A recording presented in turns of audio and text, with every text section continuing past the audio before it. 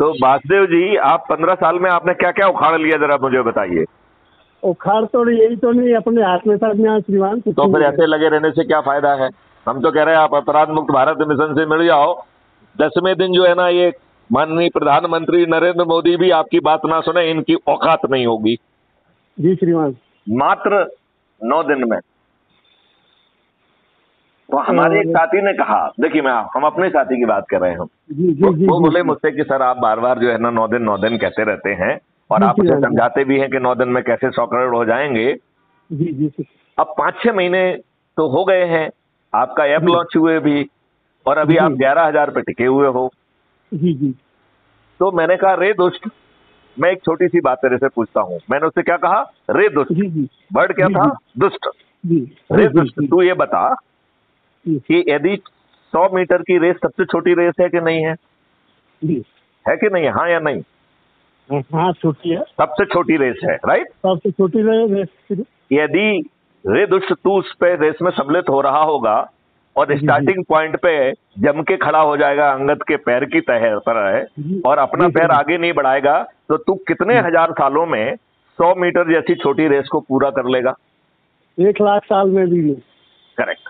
तो मैंने कहा कि ये 9 दिन में इसलिए नहीं हो रहा है कि तुम दुष्ट हो। यदि जो 11,000 लोग जुड़े हुए हैं, यदि वो 10 को जोड़ेंगे तो आज शाम को हम कितने हो जाएंगे? 1,10,000 हो जाएंगे। यदि 1,10,000 जो है ना, कल 10 को और जोड़ेंगे तो कितने हो जाएंगे? 11 लाख।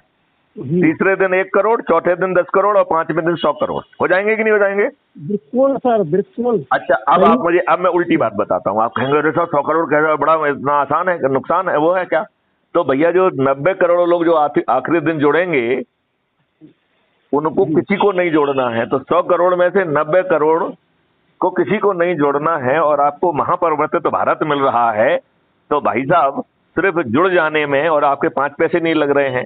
अभी आप आंदोलन करने जाते हो जंतर मंतर पे, तो ये अंग्रेजों के जमाने की जो पुलिस है, वो बैरिकेड लगा के आपके ऊपर डंडे भांजती है कि नहीं भांजती है? और डंडे नहीं सर, वो तो कभी कभी जान लेने रहती है, हमारा हो जाती है। हाँ, तो किसानों को 800 किसानों को मार डाला उस दुष्ट पुलिस ने। तो फिर हम जंतर मंतर पे क्यों जाते हैं? नहीं जाना चाहिए। हमें यदि अपराध मुक्त भारत मिशन से जुड़ के अपने से ही जुड़े हुए लोगों को जोड़ें, पहले तो खुद को जोड़ लें, तो आपका 90% काम हो गया, राइट? अब बताओ, इस महापरिवर्तन के लिए खुद को जोड़ना कठिन है क्या? कोई कठिन नहीं है, खुद को जोड़ने में क्या है, किसी से पूछना कोई दिक्कत नहीं है, राइट? अब देखो, इस मॉडल का क्या वो बताता हूं मैं आपको। 9वें दिन जो है 9 करोड़ लोग 10-10 को जोड़ के 90 करोड़ लोगों को जोड़ रहे हैं। तो आप मुझे बताइए, 100 करोड़ में से 90 करोड़ खुद को केवल जोड़ रहे हैं, और आपको महापरिवर्तन आपके घर में मिल जा रहा है, जिसमें ना आप चक्का जाम कर रहे हैं, ना किसी का पुतला जा रहा है, ना किसी कलेक्टर के कार्यालय जा रहे हैं, ना एसपी के कार्यालय जा रहे हैं, ना मुख्यमंत्री, ना जो है ना प्राइम मिनिस्टर किसी के कार्यालय में नहीं जा रहे हैं, ना कोई आप जो है ना किसी का वायलेशन कर रहे हैं, ना किसी को आप अपने ऊपर लाठियां मारने का मौका दे रहे हो, ना अपराध पंजीबद्ध करने का मौका देख रहे हो। अब बताओ, इससे अच्छी आसान कुछ व्यवस्था हो सकती है क्या? कोई अच्छी नहीं हो सकती है। अच्छा, चलिए, अब 8वें दिन जो 9 करोड़ लोग जुड़ रहे हैं, जो 10-10 को जोड़ के 90 करोड़ को 9वें दिन जोड़ेंगे, उनके पास 1 दिन है, और केवल 140 करोड़ में से 9 करोड़ लोगों को ही 10 लोगों को जोड़ना है। तो एक परिवार में 5 लोग होते हैं, यदि आसपास का 1-2 मित्र आ गए, एक आध कुछ कर लिया, तो क्या मात्र 9 करोड़ लोगों को, 100 करोड़ में से मात्र 9 करोड़ लोगों को ही 10-10 लोगों को जोड़ना है? क्या ये कठिन है? कोई कठिन नहीं है। तो जो सदस्य अपने ही घर वालों को, अपने सदस्यों को जोड़ना है, कोई कठिन नहीं। तो फिर ये बताइए, हम दुष्टता पूर्वक 11,000 तक क्यों अटके हुए हैं? हम कितने महादुष्ट लोग हैं। जी सर, जी सर। हमें अपनी दुष्टता पे लज्जा क्यों नहीं आती है? ईमान, बड़ी विडंबना है। वो आपको कोई विडंबना नहीं है, ये शुद्ध दुष्टता है, खुदगर्जनेस है। जब मैथिली शरण गुप्त आगे खड़े हुए हैं, जिनका चरित्र जो है अच्छे अच्छे राजनेता को हिलाने के लिए काफी था, एक भी साला मुख्यमंत्री की औकात नहीं हुई कि मैथिली शरण के आंखों में आंख डाल के बात करे। हुई आज तक? इतने बड़े सेबे काल में एक मुख्यमंत्री हुआ है जिसने मैथिली शरण गुप्त की आंखों में से आंखें मिला के बात की हो? एक नहीं हुआ है। नहीं हुआ। तो भैया, फिर क्या प्रॉब्लम है? एक ऐसा कठोर व्यक्ति जो पूरा मॉडल लेके आया है, आपको तकलीफ नहीं दे रहा है, आपके सिर पे ताज रख रहा है। यदि आप लोगों को जोड़ के नंबर 1 पे राज्य में आ जाएंगे तो मुख्यमंत्री बन जाएंगे, 2 और 3 पे आ जाएंगे तो उप मुख्यमंत्री बन जाएंगे, यदि 35-40 में आ जाएंगे तो मंत्री बन जाएंगे, और यदि 230 में आ जाएंगे तो विधायक बन जाएंगे, और राष्ट्रीय स्तर पर यदि आप नंबर 1 पे आ गए तो प्रधानमंत्री बन जाएंगे, 2-3 पे आ गए तो उप प्रधानमंत्री बन जाएंगे, और 35-40 में आ गए तो आप मंत्री बन जाएंगे, और 543 में आ गए तो आप सांसद बन जाएंगे। तो ताज किसके चेहरे पे है? किसके सिर पे ताज है? आपके सिर पे। श्रीमानी इतनी सी बात लोगों की समझ में नहीं आ पा रही है। समझ में नहीं आ रही है क्योंकि हम दुष्ट हैं, क्योंकि हम अपने लिए जीते हैं, क्योंकि हम अपना महत्व मंडन करना चाहते हैं, हम अपने लिए चाहते हैं। इतनी 3000 से ज्यादा राजनीतिक पार्टियां हैं, ये दुष्ट बताएं, ये एक सीट नहीं जीतते हैं, ये किसके लिए जी रहे हैं? अपने आइडेंटिटी कार्ड में लिखने के लिए कि साहब मैं जो है ना फलाना पार्टी का अध्यक्ष हूँ। दुष्ट हैं ये लोग। आप ये बताइए, ये लोग और क्या धंधा कर रहे हैं? क्योंकि पार्टी के फंड में जो पैसा आता है उसमें इनकम टैक्स नहीं लगता है, तो ये लोग क्या कर रहे हैं? पैसे ले रहे हैं और उसमें से 10-5% काट के जो है ना आपको वापस कर दे रहे हैं। तो ऐसे धंधे चला रहे हैं ये। तो आप बताओ, ये देश के भले के लिए है या शुद्ध दुष्ट लोग हैं? ये स्वयं के लिए जी रहे हैं। तो ये ऐसे लोग तो स्वयं के लिए अकेले नहीं जो रहे हैं, ये दुष्ट लोग हैं, ये देशद्रोही हैं। अब आप ये बताइए, इस देश में संविधान ने चाहे उसका 80% हिस्सा गवर्नमेंट ऑफ इंडिया एक्ट 1935 का ही हिस्सा क्यों ना हो, लेकिन 20% में हमारे बाबा अंबेडकर जी ने कम से कम 2 तो बहुत अच्छे प्रावधान डाल दिए हैं। एक फंडामेंटल राइट और दूसरा directive principle of state policy, right? जी जी जी जी सर। इस संविधान ने हम सबको बराबर पैदा किया। इन दुष्ट राजनेताओं ने हमको जातियों धर्म में बांट दिया। जी जी। आप ये बताइए, इस देश में जहां हर कोई बराबर हो, मंडल कमीशन कैसे बन सकता है? मंडल कमीशन एंटी कॉन्स्टिट्यूशनल है कि नहीं है?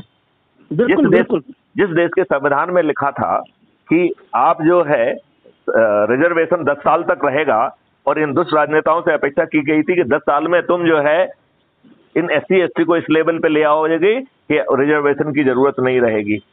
इन दुष्ट राजनेताओं ने इसे अपने हित के लिए दोहन किया, उन्हें वोट बैंक के तहत यूज किया। अच्छा एक बताइए, चलिए अब अपन एक काम और सब देखते हैं। ये बताइए, आपने रिजर्वेशन के तहत चलो नौकरी पा ली, राइट? अब रिजर्वेशन इन प्रमोशन, ये तो मानव अधिकार का उल्लंघन है। जानते क्यों? अज्यूम करिए हरिशंकर जी, क्या नाम है, वासुदेव जी, यदि आप जो है आपका से एक व्यक्ति आपसे बाद में आया, उसका चयन आपसे कम स्टैंडर्ड पे हुआ, उसकी पदोन्नति भी आपसे कम स्टैंडर्ड पे हुई है, वो आपका बॉस कैसे बन सकता है? यदि उसे आपका बॉस बनाते हैं तो ये आपके मानव अधिकार का उल्लंघन है कि नहीं है? बिल्कुल पक्का है सर, बिल्कुल पक्का है। तो ये दुष्ट राजनेता, ये तो जो है ना हमारा दुष्ट जो है शिवराज सिंह, ये तो जो है कहता है कौन माई का लाल है, और आप लोग इतने घटिया हो कि उस माई के लाल को भी जिता देते हो। तो हम लोग कितने घटिया लोग हैं। तो एक मिनट, अब आप अपने आप को विद्वान कहते हैं, तो मैं आपकी विद्वत्ता की परीक्षा लेता हूं। आज जो नियम कानून आपके ऊपर थोपे हुए हैं, ये 1857 की क्रांति को क्रश करने के लिए, भारतीयों को जो ना शोषित करने के लिए जो बनाए गए थे, क्या ये सब वो नियम कानून नहीं है? बिल्कुल। तो यही दुष्ट नियम कानून आज भी आपके ऊपर थोपे हुए हैं, और अपने आप को आप विद्वान कहते हो। मतलब आप जो है ना फ्री भी हमें ये दे दो, 1000 रुपए दे दो, 500 रुपए दे दो। हम कितने घटिया लोग हैं, और हमें अपने घटियापन पे और अपनी विद्वत्ता पे लाज नहीं आती है। हम साले नालायक जैसे जो है ना वो टीवी चैनल पे जोकर बन के बैठते हैं, राष्ट्रीय हित की बात कहने की सालों की औकात नहीं है किसी की औकात? इन दुष्ट जो है, ये दुष्ट जो है ना पत्रकार, ये अपने और अपने बच्चों के पेट पालने के अलावा, इससे अलावा कोई काम नहीं कर रहे हैं। इन्होंने हक खो दिया है अपने आप को डेमोक्रेसी का चतुर्थ स्तंभ कहने का। खो दिया कि नहीं खो दिया है? जी। और हम विद्वानों ने तो साला अपने आप को नागरिक कहने का, और मैं तो कहूंगा कि मानव कहने का हक छोड़िए। हम तो बहुत दुष्ट लोग हैं। ये बताओ, हम अपनी विद्वत्ता का क्या यूज कर रहे हैं? बिल्कुल श्रीमान, बिल्कुल ऐसे लोग। तो वासुदेव जी, मैं आपको बताना चाहता हूं, आप क्राइम फ्री भारत ऐप से जुड़ गए हैं कि नहीं जुड़े हैं? अभी नहीं जुड़ा। तो मैं आपको लिंक भेजूंगा, उससे आप जुड़ जाइए। मैं आपको ये बताना चाहता हूं कि नेता सुभाष चंद्र बोस जी ने कहा था कि तुम मुझे खून दो, मैं तुम्हें आजादी दूंगा। मैथिली शरण गुप्त कह रहे हैं कि तुम मुझे मिस कॉल दो, मैं तुम्हें महापरिवर्तित भारत दे दूंगा। उसके ब्रैकेट में लिखा होगा कि मिस कॉल पे आपको मैं एक लिंक भेजूंगा, उससे अपराध मुक्त Bharat, crime free Bharat mission app को डाउनलोड करिए और सदस्य जो है शपथ उसमें दी गई है उसके अबाउट द कम्युनिटी में, उसको दिन में 2 बार वाचन करिए, 1 बार उसका वीडियो बनाइए और इसी पे अपलोड करिए। तो मैथिली शरण गुप्त कह रहे हैं कि आप मिस कॉल दो और सदस्य शपथ का पालन करो, मैं तुम्हें महापरिवर्तित भारत दे दूंगा। ऐसा महान भारत जिसमें गुलामों के नियम कानून नहीं होंगे, जिसमें प्रशासनिक व्यवस्था, जुडिशियल व्यवस्था पारदर्शी, अकाउंटेबल हो जाएगी। यदि गलत निर्णय लेगी तो उसे लाखों में कंपनसेशन देना होगा जो उसकी औकात के बाहर होगा। शासकीय सेवा से गुलामी हटा ली जाएगी। तो जो अभी जो बॉस है वो गुलामी के, उसके पास 4 आधार हैं। एक, वो आपकी एसीआर लिख रहा है। दूसरा, वो आपकी पदोन्नति को प्रभावित कर रहा है। तीसरा, उसकी पोस्टिंग को प्रभावित कर रहा है। और चौथा, कंडक्ट रूल में लिखा हुआ है कि चाहे वो दुष्ट हो, हरामी हो, बदमाश हो, नालायक हो, भ्रष्ट हो, उसके आदेश मानने के लिए आप विवश हैं। यदि तुमने उसका आदेश नहीं माना तो तुमको वो नष्ट कर देगा, तुमको जो है ना वो डिसमिस कर देगा, तुमको बर्बाद कर देगा। कर देगा कि नहीं कर देगा? इसमें कहीं कोई शक की गुंजाइश ही नहीं है। अब जो है ना मैथिली शरण गुप्त कह रहे हैं कि चिंता मत करो, हम तो इसकी गुलामी भी आपकी दूर कर देंगे।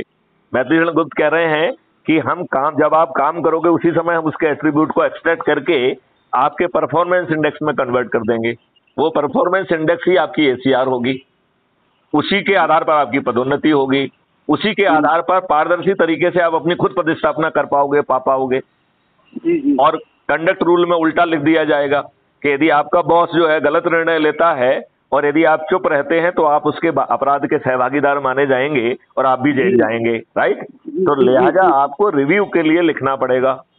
तो अब जो है यदि आपका बॉस आपकी एसीआर नहीं लिख रहा है, यदि आपका बॉस जो है आपकी पदोन्नति प्रभावित नहीं कर पा रहा है, यदि वो आपकी पोस्टिंग भी प्रभावित नहीं कर पा रहा है, तो वो आपका बॉस कहलाएगा या आपका वरिष्ठ साथी कहलाएगा?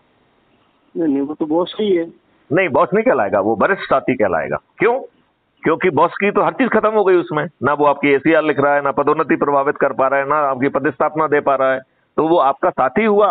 क्योंकि सीनियर पोस्ट में बैठा हुआ तो वरिष्ठ साथी कहलाएगा। कहलाएगा कि नहीं कहलाएगा? और आप कंडक्ट रूल में ये लिख दिए कि यदि इसने गलत निर्णय लिया तो आपको रिव्यू के लिए कंडक्ट रूल के तहत लिखना पड़ेगा। यदि आप नहीं लिखोगे तो उसके पाप के भागीदार आप भी होगे। तो आप किसी दूसरे के पाप के भागीदार क्यों बनना चाहोगे? नहीं बनना चाहोगे, राइट। फिर आप रिव्यू के लिए लिखोगे, अब क्योंकि वो वरिष्ठ पद पे बैठा हुआ है, उसको निर्णय लेने का हक है, तो वो यदि अपने हट में गलत निर्णय को कंटिन्यू करता है तो ये कंटेंट उठ के कमीशन के पास चला जाएगा। उस कमीशन को भी बॉस नहीं बनने देना है। तो उससे कहा जा रहा है कि देखो भैया, जो भी ये कंटेंट आ रहा है इसे गड्ढे में डालते जाओ। जब 100 ऐसे केस हो जाएंगे तो इसे कहेंगे आपका पाप का घड़ा भर गया है। फिर वो अधिकारी महोदय को बुलाया जाए और लाइव टेलीकास्ट होगा, उससे एक एक केस निकाल के पूछताछ की जाएगी। और यदि वो अपने निर्णयों को सपोर्ट नहीं कर पाया, उस अपने निर्णयों को वैलिड नहीं बना करार पाया, तो उसकी नौकरी चली जाएगी और उसको कंपनसेशन देना होगा। अब बताओ, शासकीय सेवा से गुलामी गायब हो जाएगी कि नहीं हो जाएगी? बिल्कुल हो जाएगी, बिल्कुल हो जाएगी। तो क्राइम फ्री भारत तो 21 लक्षों के साथ कह रहा है कि इस देश ऐसा अनूठा देश होगा कि यहाँ पर 20 गुना ज्यादा पैसा सरकार के पास होगा और उसे आपको टैक्स नहीं देना होगा। टैक्स फ्री भारत होगा। वो इतना मुलाकात करना चाह रहा था जी, मुलाकात करना चाह रहा था। देखिए, यदि कुछ करना है तो मुलाकात करिए, नहीं तो अपना और मेरा समय खराब मत करिए। नहीं सर, मैं ये तो कुछ साथी है मेरे को बताएंगे, मैं किसी दिन आपको लेके आऊंगा। सर आप जरूर आइए, आपका स्वागत है, लेकिन इस कमिटमेंट के साथ आना कि देश परिवर्तित करने में आप मैथिली शरण गुप्त के साथ खड़े हुए। जी अन्यथा आप अपना समय मत खराब करना और मेरा भी समय मत खराब करना। नहीं सर, ऐसा नहीं, आप जैसा एक बार मिलने का मौका दीजिए सर। पहले आप तो आ जाइए, मैं अभी घर पे ही बैठा हुआ हूँ, मैं तो आपको आज मिल लूंगा यदि आप जब भी भोपाल आना चाहें। आप तो इंदौर में रहते हैं ना? मैं भोपाल आया हूँ सर अभी। तो आपको जो है ना यदि आज मिलने की इच्छा है तो आप तत्काल आ जाइए, मैं आपको एड्रेस और लोकेशन भेज देता हूँ, उसमें आप आ जाइए। जी ठीक सर। लेकिन आपका एक कमिटमेंट होगा कि आप मैथिली शरण गुप्त के साथ खड़े होके जो मैथिली शरण गुप्त आदेश देंगे उनका पालन करते हुए इस देश में महापरिवर्तित भारत उतारने की इच्छा रखते हैं। अन्यथा कृपया अपना समय भी खराब ना करें और मेरा समय भी खराब ना करें। आपका आदेश और उद्देश्य दोनों बिल्कुल हम तैयार हैं, आपके आदेश और उद्देश्य में, दोनों में। चलिए, तो आपको मैं भेजता हूँ अभी इसी नंबर पे, आप आइए, जी आपसे जरूर मुलाकात करके मुझे अच्छा लगेगा। जय हिंद, जय भारत, वंदे मातरम, जय गुरुदेव।